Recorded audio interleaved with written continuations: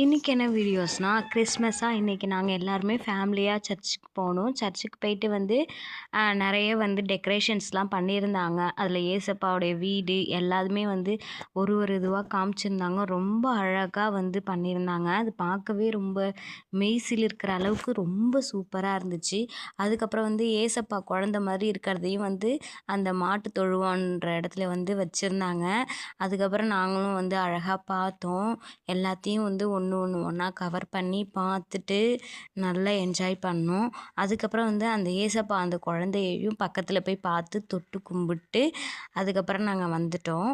அதுக்கப்புறம் நாங்கள் வந்து அந்த இது சர்ச்சுக்கிட்ட வந்து சுற்றி ஃபோட்டோஸு இந்த மாதிரி வீடியோஸ்லாம் எடுத்தோம்.